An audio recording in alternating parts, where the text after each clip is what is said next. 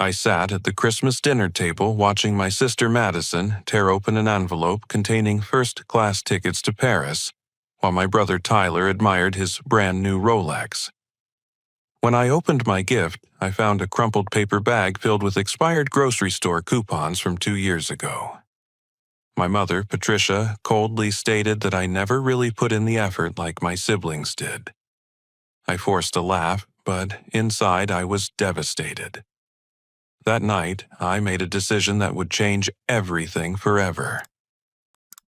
The drive back to my cramped studio apartment felt like the longest 20 minutes of my life. The image of Madison squealing with joy over her Paris vacation kept replaying in my mind, followed by Tyler's satisfied grin as he fastened that gleaming Rolex around his wrist.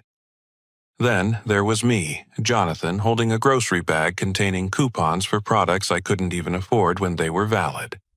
Sleep refused to come that night. Every time I closed my eyes, I heard my mother's voice cutting through the Christmas warmth like a blade. "Well, you never really put in the effort." The words echoed in my small room, bouncing off the second-hand furniture and water-stained walls that had become my reality since graduating college 3 years ago. Something deep inside me refused to accept that explanation anymore. I'd been working 2 jobs since I turned 18. Every morning I clocked in at the warehouse by 6 loading trucks and managing inventory until 3 in the afternoon. Then I'd grab a quick sandwich and head to my weekend handyman business, fixing leaky faucets and painting rooms until well past sunset. I'd put myself through community college with student loans that still haunted my credit score, while Madison's university education had somehow been covered entirely. Around 3 in the morning, I found myself digging through a dusty cardboard box that had been sitting unopened in my closet since my father passed away 5 years ago. Dad had always been the peacemaker in our family, the one who made sure everyone felt included and valued. His sudden heart attack had left a void that seemed to grow larger each year, especially during holidays. My hands trembled as I pulled out yellow documents and faded photographs. There were his old tax returns insurance papers, and then something that made my breath catch in my throat. A copy of his last will and testament along with financial records I'd never seen before.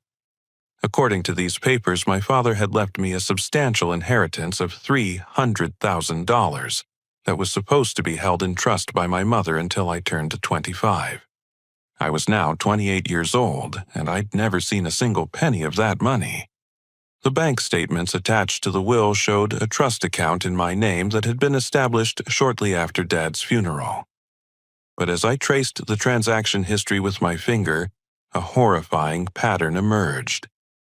Regular withdrawals had been made over the past 3 years, each one authorized by Patricia as the trustee. The amounts were staggering. $8,000 withdrawn in November labeled travel expenses. That had to be Madison's Paris trip. $4,000 in September marked as personal items. Tyler's Rolex. $12,000 the previous spring noted as educational costs. Madison's final semester tuition that she'd bragged about having fully covered. My throat felt dry as I continued reading. $22,000 for home improvements coincided perfectly with the timeline of our mother's kitchen renovation. $15,000 marked transportation assistance, matched exactly when Tyler had somehow afforded the down payment on his new pickup truck. Every major purchase my family had made in recent years, every luxury they enjoyed, while I scraped together rent money and survived on ramen noodles, had been funded by my own inheritance. The money my father had specifically set aside to help me build a stable future had been systematically stolen to fund everyone else's comfort. I spent the rest of the night hunched over my laptop researching trust fund laws and fiduciary responsibilities. The legal websites painted a clear picture. What Patricia had done wasn't just morally wrong, it was criminal theft. As the trustee, she had a legal obligation to use that money solely for my benefit until I reached the age specified in the trust agreement. By the time dawn light filtered through my apartment's single window, I had printed out copies of every relevant document and begun formulating a plan. The expired coupons hadn't just been thoughtless or cruel. They had been an insult delivered by a woman who was actively stealing from me while positioning herself as the generous provider to my siblings. I thought about all the times I'd felt guilty for not being able to afford nice gifts for Madison and Tyler's birthdays. All the family gatherings where I'd sat quietly while they discussed their latest purchases and opportunities, wondering why I couldn't seem to get ahead despite working constantly. The shame I'd carried for years, believing I was somehow deficient compared to my successful siblings, began transforming into something else entirely. Righteous anger burned in my chest as I realized the scope of the deception. This wasn't just about money. Patricia had been orchestrating my exclusion from family prosperity while using my own inheritance to elevate Madison and Tyler. She had turned me into the family failure while secretly funding everyone else's success story. The warehouse shift started in 2 hours, but I called in sick for the first time in over a year. Today, I was going to start fighting back, and I needed every minute to build my case properly. The truth was finally coming to light, and I intended to make sure it shined bright enough for everyone to see. I arrived at First National Bank when the doors opened at 9 sharp, armed with my father's original will, my birth certificate, and a righteous determination that surprised even me. The morning receptionist directed me to Mrs. Helen Henderson, a silver-haired woman who had worked in trust administration for over 2 decades. When I explained my situation and showed her the documents, Mrs. Henderson's professional demeanor shifted to one of genuine concern. She remembered my father fondly describing him as a thoughtful man who had been very specific about protecting his youngest son's future. Her fingers moved quickly across her computer keyboard as she pulled up the complete transaction history for my trust account. The screen displayed a devastating timeline that was even worse than what I'd discovered in those late-night documents. Mrs. Henderson's face grew increasingly troubled as she scrolled through months of unauthorized withdrawals, each one carefully crafted to appear legitimate on the surface. "Your mother has been making these withdrawals for 3 years," she explained, her voice tight with disapproval. "Each time she presents documentation, claiming these are for your living expenses, educational costs, or financial emergencies. She told us you were going through difficult periods and needed careful financial guidance." The betrayal cut deeper than I had imagined possible. Patricia hadn't just stolen my money. She had created an elaborate fiction about my character to justify her theft. According to the bank's records, I was portrayed as someone who couldn't be trusted with his own inheritance, someone who needed his mother's intervention to prevent financial disaster. Mrs. Henderson clicked through several more screens, revealing additional information that made my stomach turn. "She often brought your siblings with her during these visits, introducing them as her successful children, while explaining that you were going through rehabilitation or therapy. She painted a picture of a young man who had specifically requested that his inheritance be used to help his more responsible siblings instead." I sat in stunned silence, processing the calculated nature of my mother's deception. She hadn't just robbed me. She had poisoned my relationship with Madison and Tyler by creating a narrative where I was the damaged one who needed protection from himself.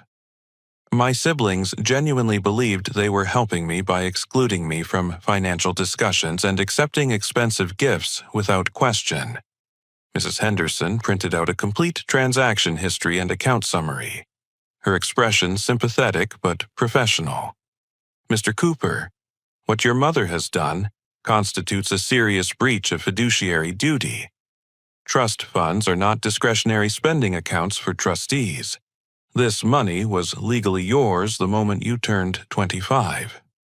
Armed with this evidence, I drove directly to Madison's apartment complex across town. I found both her and Tyler lounging on her balcony, still basking in the afterglow of their Christmas windfall. Madison was scrolling through Parisian hotel websites on her laptop while Tyler polished his new Rolex with a soft cloth. I forced myself to appear calm and casual as I apologized for seeming distant during dinner.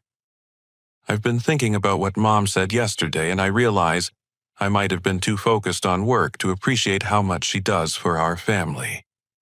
I began hating every word of the lie but needing information. Madison immediately warmed up, relieved that I wasn't going to cause drama about the gift disparity. "Jonathan, I'm so glad you're not upset about Christmas. Mom explained everything to us years ago about why she handles your finances differently."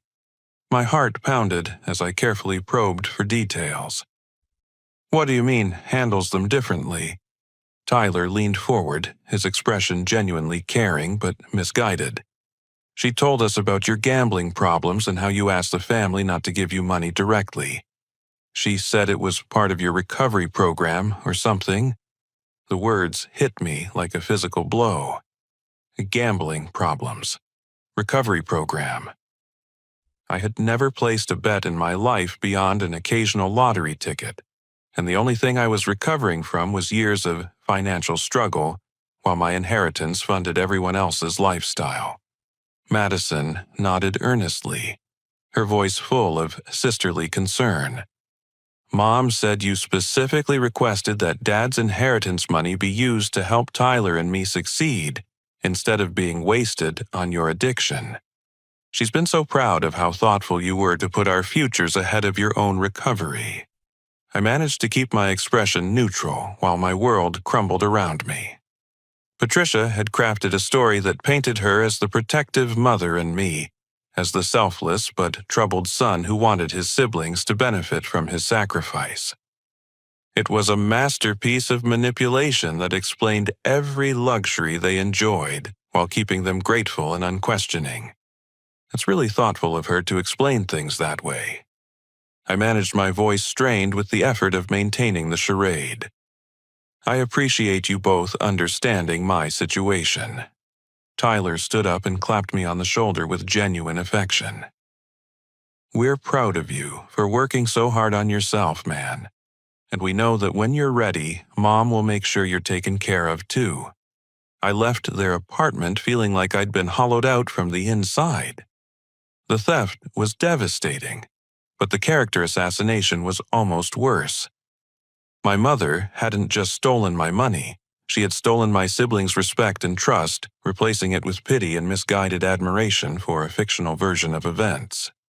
The drive home blurred past as I grappled with the magnitude of the deception. Patricia had spent years building a narrative where she was the wise, generous matriarch managing a crisis.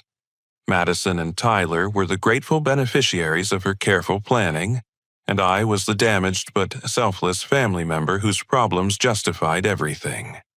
My phone buzzed with a text message from Madison. "Thanks for being so understanding about everything. We love you, and we're here for you when you're ready to accept help." I stared at that message for a long time, feeling the weight of years of manipulation pressing down on me. My siblings weren't cruel or greedy people. They were victims of Patricia's lies just as much as I was, but their victimization came with luxury vacations and expensive gifts, while mine came with expired coupons and condescension. That night, I began planning my next move. Confronting Patricia directly might feel satisfying, but she had years of experience manipulating situations to her advantage. I needed professional help and legal backing if I was going to expose this web of lies and reclaim what was rightfully mine. The truth was finally coming together, but untangling Patricia's deception was going to require more than just righteous anger. It was going to require strategy, patience, and the kind of courage I wasn't sure I possessed. But one thing was certain: I couldn't let this continue any longer.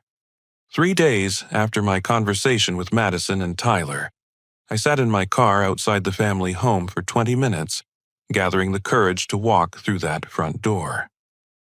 The manila folder on my passenger seat contained bank statements, legal documents, and printed emails that painted an undeniable picture of theft and fraud.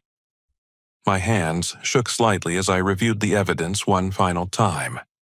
The house looked exactly the same as it had during Christmas dinner, but something felt different now. The white colonial with its perfectly manicured lawn and recent kitchen renovation no longer represented family warmth and stability. Instead, it stood as a monument to my stolen future, built and maintained with money that should have been securing my own foundation. I found Patricia in the kitchen, methodically loading the dishwasher with china from last night's dinner party. She hummed softly while arranging crystal glasses with the careful precision of someone who took pride in maintaining appearances. The sight of her acting so normal after everything I'd discovered filled me with a rage that took every ounce of self-control to contain. "Mom, we need to talk about Dad's trust fund," I said, placing the folder on the granite countertop that my inheritance money had purchased. The humming stopped immediately. Patricia's back stiffened, but she didn't turn around for several long seconds. When she finally faced me, her expression had transformed from domestic contentment to cold calculation. There was no surprise in her eyes, no confusion about what I might have discovered. She knew exactly why I was there. "I don't know what you think you've found, Jonathan, but you're clearly confused about something," she said, her voice steady, but lacking its usual maternal warmth. I opened the folder and spread the bank statements across her expensive counter. "I'm confused about how $300,000 of my inheritance has been systematically withdrawn from my trust fund over the past 3 years. I'm confused about how Madison's college tuition and Tyler's truck down payment came from my account while I struggled to pay rent." Patricia glanced at the documents without picking them up, her lips pressed into a thin line. "Those withdrawals were perfectly legitimate. I've been supporting you financially for years, even though you've never shown proper appreciation." The audacity of her response caught me off guard. She wasn't even trying to deny the theft. Instead, she was attempting to reframe it as some kind of favor she'd done for me. "Supporting me?" I laughed bitterly. "When exactly did you support me, Mom? When I worked 60-hour weeks to pay for community college? When I ate peanut butter sandwiches for dinner because I couldn't afford groceries? When I gave you expired coupons for Christmas while Madison got a trip to Paris funded by my own money?" Patricia's composure cracked slightly, revealing the calculating mind beneath her maternal facade. "Your father never intended for you to waste that money on your problems.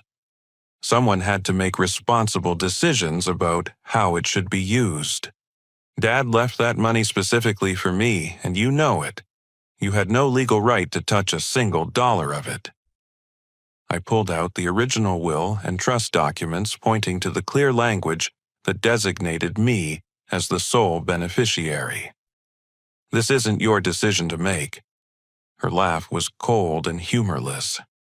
"Legal right I raised you for 18 years, Jonathan. I fed you, clothed you, and put a roof over your head. That trust fund was simply reimbursement for everything I invested in you before you became such a disappointment." The words stung, but I forced myself to stay focused on the facts. "You're not entitled to reimbursement from my inheritance. You chose to have children, which means you chose to support them. Dad left me this money because he wanted me to have opportunities, not because he owed you anything."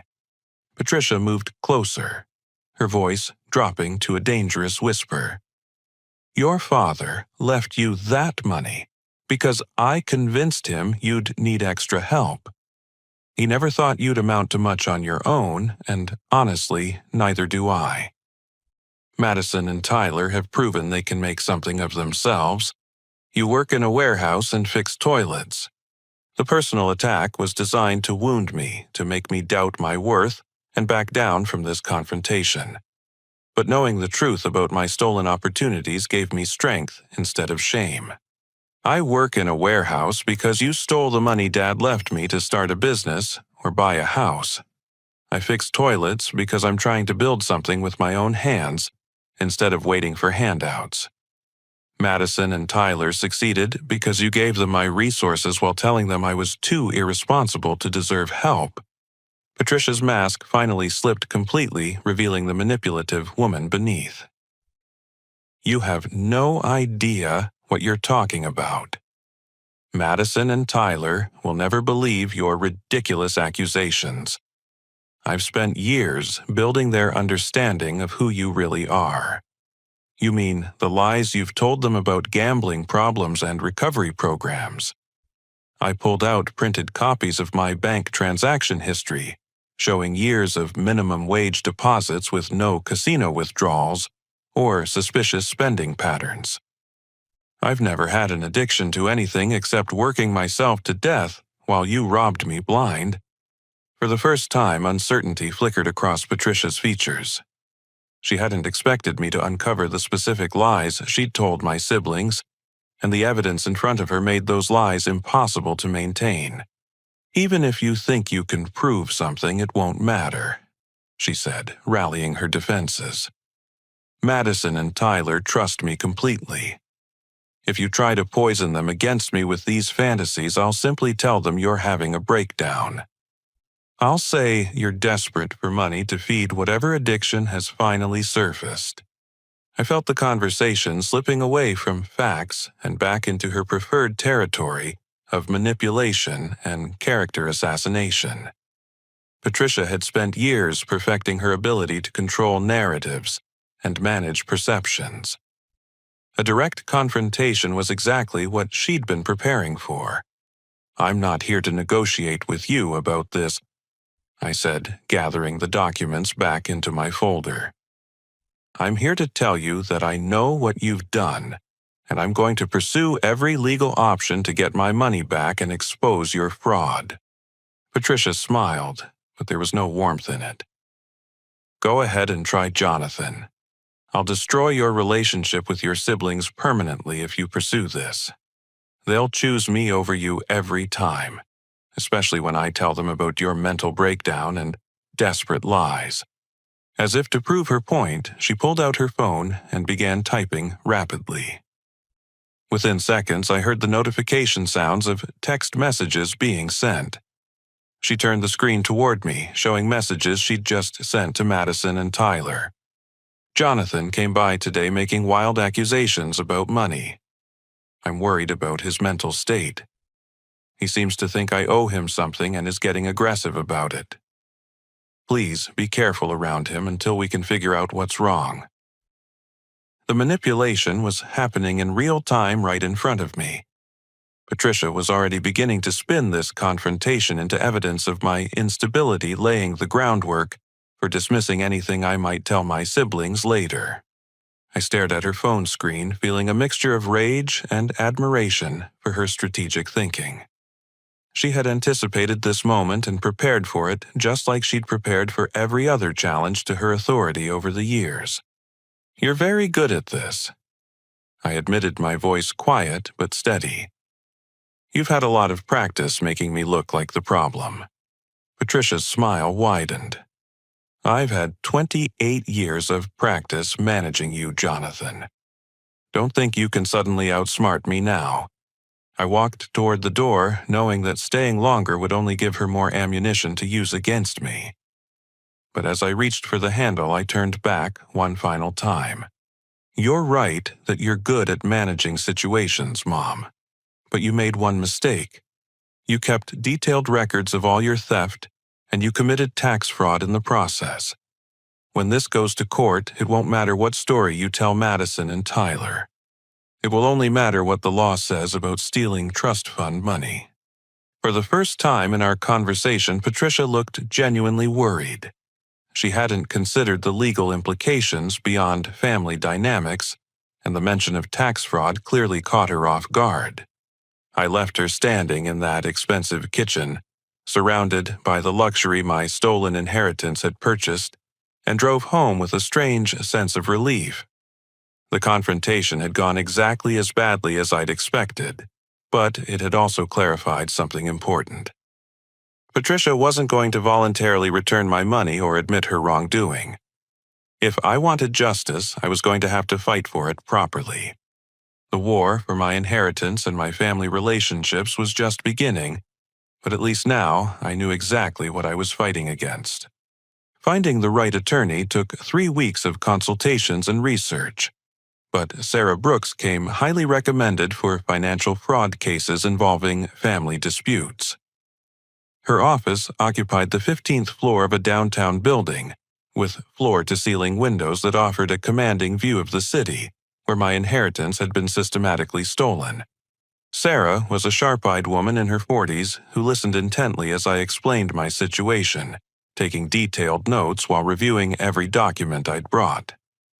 When I finished my account, she leaned back in her leather chair and delivered her assessment with the kind of professional directness I'd been hoping to find. Jonathan, your mother has committed multiple serious crimes: breach of fiduciary duty theft, conversion of assets, and based on these tax records, federal fraud as well. We have documentary evidence that would convince any judge or jury. She paused, studying my face carefully. But I need to be clear about something before we proceed. Pursuing this case will likely destroy your relationship with your family permanently. Are you prepared for that outcome? I thought about Madison's excited planning for her Paris vacation, and Tyler's pride in his expensive watch. I thought about years of feeling inadequate and excluded, while my own money funded everyone else's success. Most importantly, I thought about my father's intention to provide me with opportunities that had been stolen before I even knew they existed. My relationship with my family is already destroyed, I told her. It's just been destroyed by lies instead of truth. I'd rather have them hate me for pursuing justice than continue loving a fiction about who I am. Sarah nodded approvingly and began outlining our legal strategy. We would file a civil lawsuit demanding the return of all stolen funds plus interest and damages. Simultaneously, she would forward our evidence to the district attorney's office for potential criminal prosecution. The beauty of this case is that your mother documented everything, Sarah explained, pointing to the bank records. She was so confident in her control over the situation that she kept meticulous records of her theft. She even reported some of these withdrawals as gifts to your siblings on her tax returns, which creates federal tax fraud charges. Within 2 weeks, Patricia received official notification of our lawsuit. Her response was swift and predictable. She hired Theodore Blackwood, an expensive attorney known for handling wealthy clients in family disputes. More importantly, she launched an immediate counteroffensive designed to discredit me and rally family support. The character assassination began with phone calls to extended relatives. Patricia contacted aunts, uncles, and cousins I hadn't spoken to in months, explaining that I was suing her for money she'd spent helping me through addiction recovery. She painted herself as the long-suffering mother being attacked by an ungrateful son who was desperate to fund his gambling habit. Madison and Tyler initially remained neutral, confused by the conflicting accounts but hoping for a peaceful resolution. That changed when Patricia showed them fabricated text message conversations she claimed were from me, begging for money and making threats when refused. Using a secondary phone number, she had created an entire fictional narrative of desperate messages that painted me as unstable and potentially dangerous. The family pressure intensified when Madison started a social media campaign defending our mother. Her Facebook posts described a grieving widow being victimized by a son who couldn't accept responsibility for his own failures. The comments section filled with support from family friends who knew nothing about the real situation, but were eager to offer sympathy and outrage on Patricia's behalf. Tyler's reaction was more direct and considerably more painful. He confronted me at the warehouse during my lunch break, causing a scene in front of my coworkers that nearly cost me my job. His face was red with anger as he accused me of trying to destroy our family over money. Mom sacrificed everything to help you get clean, and this is how you repay her, he shouted, his voice carrying across the loading dock. She's been supporting your sorry life for years while you screwed around with drugs and gambling. I tried to explain the truth about the trust fund theft, but Tyler wasn't interested in hearing evidence or documentation. Patricia's narrative had taken root in his mind, and my lawsuit only confirmed everything she'd told him about my character and motivations. The emotional toll was devastating, but the legal momentum remained strong. Sarah's investigation had uncovered additional evidence that strengthened our case considerably. Patricia's tax records showed that she had reported the large withdrawals from my trust fund as gifts to Madison and Tyler, but she had never filed the required gift tax returns or paid the associated taxes. Gift tax fraud is a federal crime, Sarah explained during one of our weekly strategy meetings. Your mother tried to have it both ways. She justified the withdrawals to the bank as necessary expenses for your care, but then reported them to the IRS as voluntary gifts to your siblings. Both stories can't be true. The tax implications were staggering. Patricia owed thousands of dollars in unpaid gift taxes, plus penalties and interest that had been accumulating for years. The IRS began their own investigation after Sarah forwarded our evidence, adding federal pressure to the civil lawsuit. Within 6 weeks, Patricia received audit notices from both state and federal tax authorities. The financial penalties alone could reach 6 figures, not including potential criminal charges for tax evasion. Her expensive attorney advised immediate settlement to avoid prosecution, but Patricia refused to acknowledge any wrongdoing. Her defiance puzzled even her own legal counsel. Theodore Blackwood was known for his pragmatic approach to family disputes, typically seeking quick resolutions that minimized damage to all parties. Patricia's insistence on fighting a case with overwhelming evidence against her went against every strategic principle he usually employed. During a particularly contentious mediation session, the reason for Patricia's stubbornness became clear. She genuinely believed that her parental authority gave her the right to redistribute family assets as she saw fit. In her mind, the trust fund was just another resource to be managed according to her judgment about which children deserved support. I gave Jonathan 18 years of my life, she declared during the recorded mediation session. I fed him, housed him, and tried to teach him responsibility. If his father wanted to leave him money, it should have been compensation for everything I invested in raising him. Sarah seized on that statement immediately.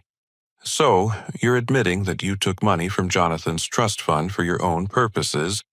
Patricia's attorney tried to intervene, but the damage was done. Her own words had confirmed the intentional nature of the theft, undermining any possible defense based on confusion or good intentions. The case was rapidly becoming unwinnable for Patricia's side. Bank records, tax documents, and her own statements created an overwhelming body of evidence supporting our claims. Her attorney began pressuring her to consider settlement offers before the situation deteriorated further. But I had learned something important about my mother during this process. Patricia didn't just want control over the money. She wanted validation for her actions. Settling the case would require her to admit wrongdoing, which threatened the carefully constructed narrative she'd built about being the wise family matriarch protecting everyone from my failures. As we prepared for what looked like an inevitable trial, I wondered whether Patricia would continue fighting even when defeat was certain. Her need to maintain the fiction of her righteousness seemed stronger than any rational consideration of consequences. The legal machinery ground forward inexorably, but the personal cost continued mounting.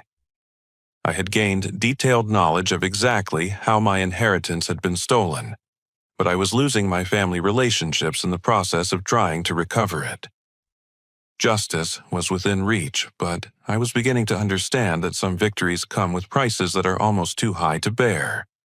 The breakthrough, in our case, came from an unexpected source, and in a way that changed everything I thought I knew about family loyalty.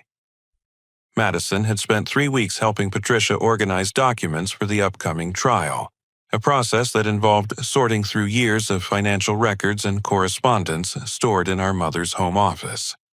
It was during this tedious document review that Madison discovered a small digital recorder tucked inside an old jewelry box that Patricia used to store important papers. Curious about why a recording device would be hidden among legal documents, Madison turned it on and pressed play. Patricia's voice filled the small office with crystal clarity, speaking to what was obviously her attorney during a strategy session. But the words Madison heard bore no resemblance to the story Patricia had been telling her children for years. "Of course I took Jonathan's money," Patricia's recorded voice said with casual indifference. "That's what the trust fund was for, wasn't it? To give me resources to invest in the children who actually had potential? I never told him about the inheritance because he would have wasted it on his little hobbies and stupid dreams." Madison's hands trembled as she listened to her mother continue. "The gambling story was brilliant. Don't you think Madison and Tyler believed every word of it? They actually feel sorry for him now, which keeps them from asking too many questions about where their tuition money came from." The recording captured Patricia laughing at her own deception, a sound that made Madison's stomach turn with revulsion. But there was more, and it got progressively worse. Madison and Tyler are useful idiots, really. They never question anything as long as they're comfortable. I tell them Jonathan is irresponsible and they believe it. I give them expensive gifts with his money and they think I'm generous. It's almost too easy to manipulate them when they want to believe they're special. Madison listened in horror as Patricia continued outlining her strategy for maintaining control over the family narrative. The woman on the recording expressed genuine satisfaction at keeping me in my place while ensuring that her real favorites got the good life they deserved. "Jonathan has always been too independent for his own good," Patricia's voice explained. "His father spoiled him with all that nonsense about following his dreams and building something meaningful. I've spent years teaching him that he's not as special as he thought, and it's finally working. He accepts scraps now and feels grateful for them." The recording also revealed information that Madison had never known about our family dynamics. Patricia admitted to intercepting birthday and Christmas cards I had sent to my siblings over the years, preventing them from receiving my attempts at maintaining our relationships. She had systematically isolated me from Madison and Tyler while convincing them that I was the one pulling away. Madison's shock turned to rage as the full scope of our mother's manipulation became clear. Everything she had believed about our family relationships was based on carefully orchestrated lies. The recording contained nearly an hour of Patricia discussing her strategies for managing her children's perceptions and maintaining her position as the family's moral authority. Unable to process the revelation alone, Madison immediately called Tyler and insisted he come over immediately. She played the recording for him without explanation, watching his face transform from confusion to disbelief to fury as Patricia's true thoughts filled the room. "She's been lying to us about everything," Tyler said when the recording finally ended, his voice barely above a whisper. "Jonathan never had gambling problems. She made all of that up to justify stealing his inheritance." Madison was crying by then, overwhelmed by guilt and anger in equal measure. "We participated in this, Tyler. We took his money and felt good about it because we thought we were protecting him from himself. We believed her lies and treated him like he was damaged." They spent the next 2 hours listening to the recording, repeatedly trying to understand how they had been so thoroughly deceived. The evidence of Patricia's manipulation was overwhelming, but it also forced them to confront uncomfortable truths about their own willingness to accept a narrative that benefited them financially.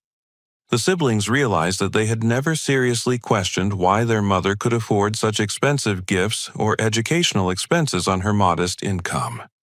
They had wanted to believe in her generosity and their own special status within the family, which made them perfect targets for her deception. Armed with this explosive evidence, Madison and Tyler drove directly to Patricia's house for a confrontation that had been building for years without them realizing it. They found her in the living room, watching television and enjoying a glass of wine as if she didn't have a care in the world. "We found your recording," Madison announced, placing the device on the coffee table between them. Patricia's composure cracked immediately. The wine glass slipped from her fingers, staining the expensive carpet that my inheritance money had purchased. For the first time in memory, she was completely speechless, caught off guard by evidence she had forgotten existed. "You called us useful idiots," Tyler said, his voice thick with hurt and betrayal. "You laughed about how easy it was to manipulate us into believing Jonathan was the problem."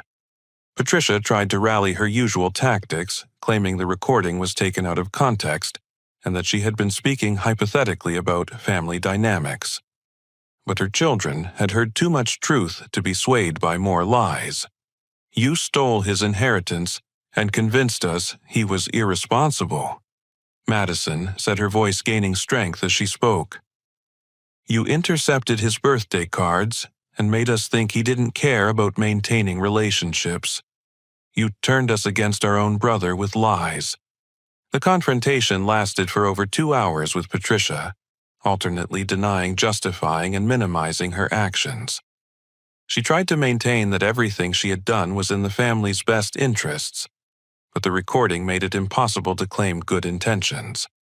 Finally faced with undeniable evidence of her manipulation, Patricia broke down and admitted the scope of her deception. She begged Madison and Tyler not to abandon her, promising to make amends and restore the family relationships she had damaged. But her children were too disgusted by years of calculated manipulation to be swayed by tears and promises. That evening, Madison called me for the first time in over 2 months.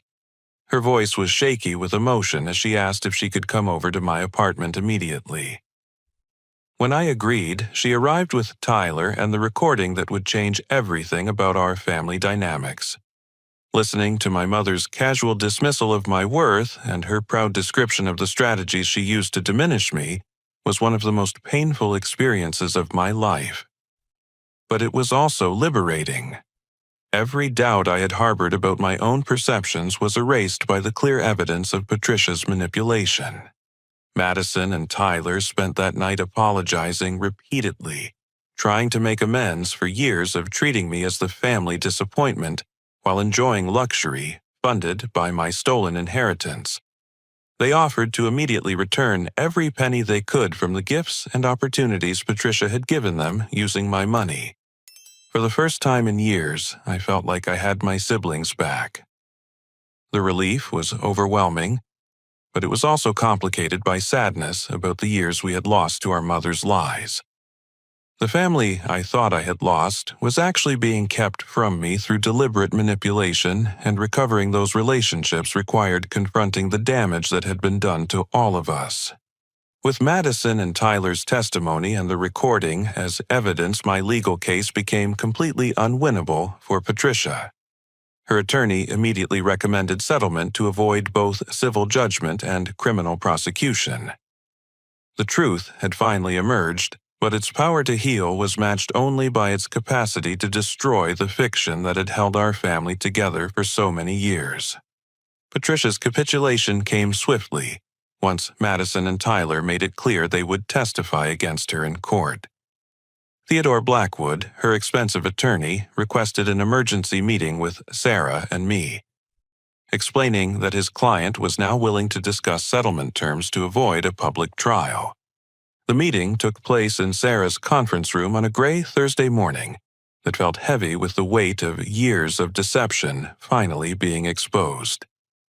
Patricia arrived looking haggard and defeated, a stark contrast to the confident woman who had dismissed my concerns just months earlier. Her designer clothes couldn't hide the toll that fighting an unwinnable case had taken on her. My client acknowledges that certain financial transactions may have been inappropriate. Theodore began carefully, and she's prepared to make restitution to avoid prolonged litigation. Sarah wasn't interested in euphemisms or face-saving language. Your client systematically stole $300,000 from my client's trust fund over a period of 3 years. We're not here to discuss inappropriate transactions. We're here to discuss criminal theft and fraud. The initial settlement demand was straightforward return the stolen $300,000, plus 3 years of accrued interest at market rates, bringing the total to $412,000. Additionally, Patricia would need to pay fair market rent for the years she had been living in the house that legally belonged to my trust. But Sarah's investigation had uncovered one final shocking revelation that made the settlement negotiations far more complex than anyone had anticipated. During her forensic review of the trust fund documentation, she discovered that the family home had been purchased using money from my inheritance shortly after my father's death. The deed shows that this property is held in trust for Jonathan. Sarah announced sliding copies of the property records across the conference table. Mrs. Cooper has been living rent-free in her son's house for 5 years while systematically stealing from his trust fund. Patricia's face went white as the implications became clear.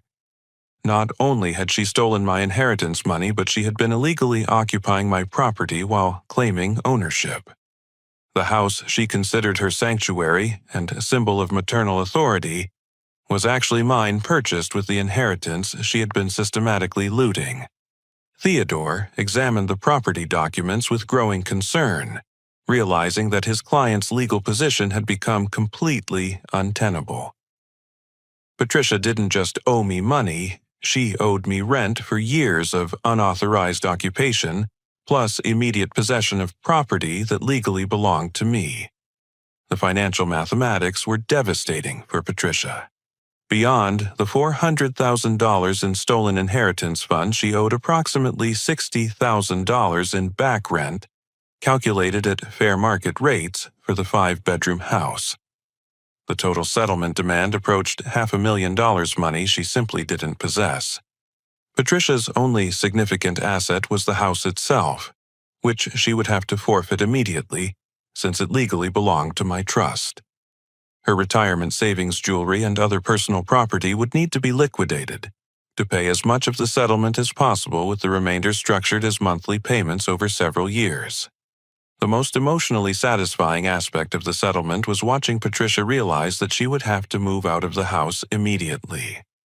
The home where she had hosted Christmas dinners while giving me expired coupons, where she had planned strategies for maintaining her manipulation, where she had felt secure in her position as family matriarch, was actually my property that she had been illegally occupying. Madison and Tyler insisted on contributing to their mother's settlement payments despite my protests that they were also victims of her deception. Madison returned her car and gave me the $8,000 that had been budgeted for her Paris trip, explaining that she couldn't enjoy a vacation funded by stolen money. Tyler sold his Rolex and his truck, contributing over $15,000 to help repay the inheritance money that had been used for his education and down payment. Both siblings found second jobs to help pay additional monthly installments toward Patricia's debt. Their willingness to sacrifice their own comfort to help correct our mother's theft meant more to me than the money itself. For the first time in years, I felt like we were truly a family united by honesty rather than divided by manipulation. The tax fraud investigation resulted in additional penalties that compounded Patricia's financial distress. The IRS imposed substantial fines for unreported gift taxes, plus interest that had been accumulating for years. She avoided criminal prosecution only by cooperating fully with the investigation and agreeing to a structured payment plan that would keep her under financial monitoring for the next decade. Patricia was forced to move into a 1-bedroom apartment across town and take a job at a department store to meet her settlement obligations. The woman, who had once acted like a queen, dispensing favors to her children, was now working retail to pay back the son she had treated like a failure. The irony was not lost on any of us. Moving into the family home felt strange at first, surrounded by memories of childhood dinners and holiday celebrations that now carried the bitter knowledge of how they had been funded. But I also found comfort in my father's presence throughout the house. His books were still on the shelves, his tools remained organized in the garage, and his careful attention to creating a comfortable family environment was evident in every room. Reading through papers my father had left in his study, I discovered notes about his decision to purchase the house specifically for my future. He had written that he wanted to give me a foundation to build my life on a place where I could feel secure and connected to family history. Patricia's theft hadn't just taken my money. It had delayed my father's final gift by 5 years. The settlement also revealed the full scope of Patricia's deception about family finances. Every major purchase my siblings had enjoyed, every educational opportunity they had received, every comfort they had taken for granted, had been funded by money that was legally mine. The expensive kitchen renovation, the new appliances, even the landscaping improvements had all been paid for with my inheritance. As the legal proceedings concluded, I experienced a complex mixture of emotions that surprised me with their intensity. Justice had been served and my inheritance recovered, but I felt no satisfaction in Patricia's downfall. The victory was hollow because it had required destroying the family relationships I had spent years trying to understand and repair. The woman who had raised me, who had taught me to ride a bicycle and helped me with homework, had also systematically robbed me, while poisoning my relationships with my siblings. The cognitive dissonance was almost impossible to process, leaving me with a sense of loss that went far beyond the financial theft. But there was also hope emerging from the wreckage of our family's deception. Madison and Tyler's willingness to sacrifice their own comfort to help repay my stolen inheritance demonstrated a capacity for growth and genuine care that had been hidden beneath years of manipulation. We were slowly learning to relate to each other as equals, rather than as characters in Patricia's carefully scripted family drama. The settlement marked the end of one chapter in our family's story, but the beginning of another that would be written without lies, manipulation, or artificial hierarchies. It would take time to build trust and genuine relationships, but for the first time in years that prospect felt possible rather than hopeless. 6 months after the settlement was finalized, I stood in the kitchen of my childhood home, preparing Sunday dinner for Madison and Tyler. The irony wasn't lost on me that I was now hosting family gatherings in the same space where Patricia had once given me expired coupons, while my own inheritance funded everyone else's prosperity. But the atmosphere was completely different now, filled with genuine warmth instead of manipulative theater. The transformation in my life had been remarkable and unexpected. Living in the house my father had intended for me brought a sense of stability and connection that I had never experienced during my years of financial struggle. His presence seemed to permeate every room, from his carefully organized workshop in the basement to his collection of classic literature that still lined the study walls.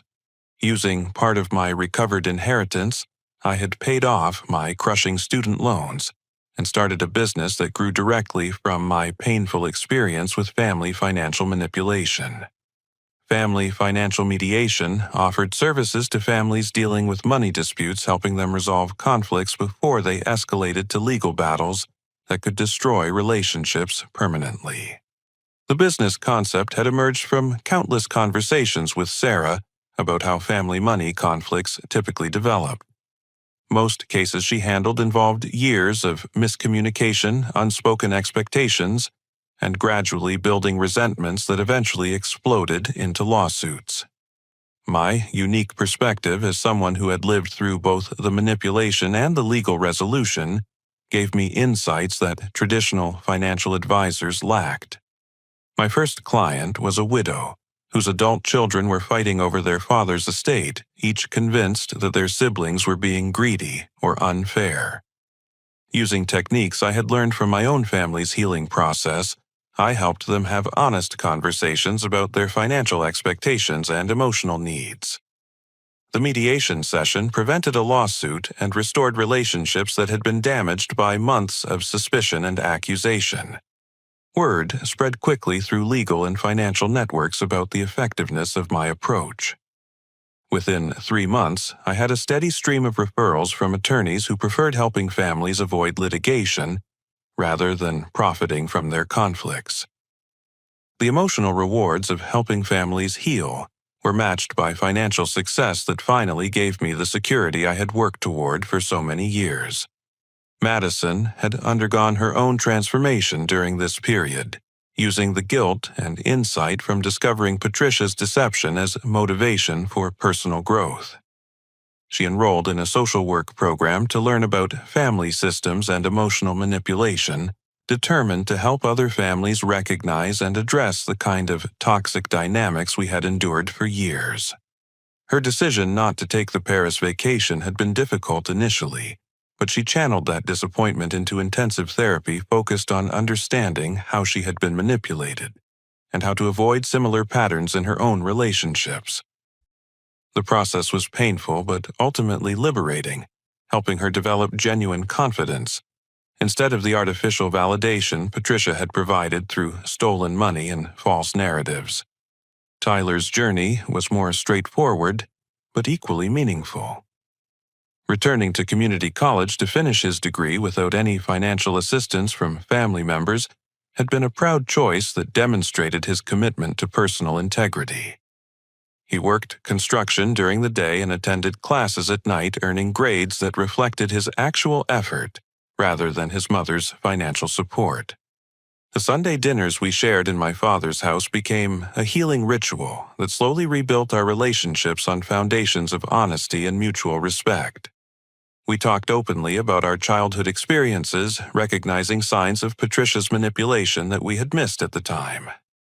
These conversations were often painful, but consistently healing, allowing us to understand each other as real people rather than characters in our mother's family drama. Patricia maintained minimal contact with all 3 of her children during this period. She sent occasional birthday cards and brief text messages, but the relationships remained strained by her continued refusal to acknowledge the full scope of her manipulation. The few conversations we had were cordial, but distant, marked by her inability to move beyond viewing herself as the victim of ungrateful children rather than the perpetrator of systematic financial and emotional abuse. I didn't hate her, which surprised me more than any other aspect of this entire experience. The anger and betrayal I had felt during the confrontation and legal proceedings had gradually evolved into something more complex sadness for the woman who had chosen manipulation over genuine connection and regret for the family relationships that had been poisoned by her need for control. The most healing moment in my recovery process came when I discovered a letter my father had written to me shortly before his death, hidden in his desk drawer, beneath years of accumulated papers and forgotten documents. The letter explained his concerns about Patricia's favoritism and his specific intention that my inheritance should provide me with independence and opportunities. Jonathan. His familiar handwriting began, "If you're reading this, then I'm gone, and you've probably discovered some difficult truths about our family. Your mother means well, but she has always struggled with treating all her children equally. This inheritance is my way of ensuring that you have the resources to build whatever life you choose, regardless of anyone else's opinions about what you should become." The letter continued for 2 pages, expressing his pride in my work ethic and character, while acknowledging that I had always been different from Madison and Tyler, in ways that sometimes made Patricia uncomfortable. He wrote that he was proudest of my independence and integrity qualities that would serve me well, regardless of whatever challenges I might face. Reading my father's words of love and confidence helped me finally release the years of feeling inadequate and unloved that Patricia's manipulation had created. His true gift hadn't been the money itself, but the validation that I was valued and believed in by the parent whose opinion mattered most to me. My business continued growing as I developed a reputation for helping families navigate complex financial relationships with empathy and practical wisdom. Each case reinforced the central lesson I had learned from my own experience. Money problems in families are usually symptoms of deeper issues around communication, respect, and genuine care for each other's well-being. One particularly meaningful case involved a young man whose parents were threatening to disinherit him for choosing a career in art instead of business. The family dynamics were hauntingly familiar with parents using financial control to manipulate their adult child's life choices. Through careful mediation, we helped them recognize that their love for their son was more important than their disappointment in his career path. The case ended with the parents establishing a modest trust fund to support their son's artistic development, while he agreed to maintain regular communication about his progress and financial stability. The compromise protected both the young man's independence and his parents' need to feel connected to his success. As I hosted another Sunday dinner for Madison and Tyler, now joined by their romantic partners who had become part of our reconstructed family circle, I reflected on the journey from that devastating Christmas morning to this moment of genuine connection and shared purpose. The gifts we exchanged now were modest but thoughtful, chosen with care rather than dollar amounts. The conversation was authentic and warm, filled with laughter about shared memories and plans for the future that we were building together.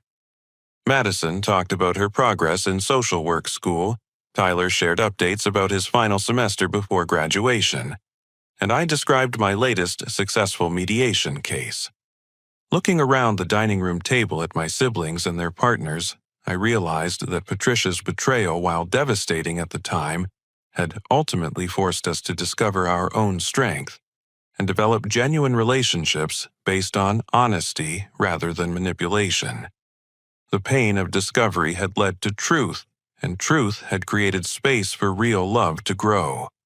As we cleared dishes and prepared to spend the evening playing board games and watching movies, I thought about the life lesson that had emerged from this entire experience. Sometimes the people who hurt us the most are the ones who inadvertently force us to discover our own resilience and capacity for healing. Real family isn't about money or expensive gifts. It's about honesty, respect, and choosing to love each other despite our flaws and mistakes. When we stop accepting manipulation and demand authenticity in our relationships, we create opportunities for genuine connections to develop. The process is often painful and sometimes requires difficult choices, but the resulting relationships are stronger and more meaningful than anything built on lies or artificial foundations. My father's inheritance had been about more than financial security. It was about giving me the independence and resources to build a life based on my own values and choices. Patricia's theft had delayed that gift, but couldn't destroy its ultimate purpose, helping me become the person I was meant to be. Now, as I watch my siblings thrive in their own pursuits, while we maintain genuine connections built on mutual respect and shared honesty, I realized that the greatest inheritance wasn't money at all. It was learning that we have the power to choose which relationships to accept and which behaviors to tolerate. When we demand better treatment and refuse to accept manipulation, we open ourselves to the kind of authentic love that makes all the struggle worthwhile. Have you ever discovered that someone you trusted was manipulating your relationships or taking advantage of your generosity? How did you find the courage to confront the truth and rebuild your life on honest foundations? I'd love to hear your experiences in the comments below. Because healing from betrayal is a journey that's easier when we know we're not alone. If this story resonated with you, please like this video and subscribe to hear more stories about overcoming family conflicts and building genuine relationships. Share this with someone who might need to hear that it's possible to break free from manipulation and create the authentic connections we all deserve. Thank you for listening to my story, and I hope it helps you find the courage to demand the honesty and respect you deserve in your own relationships.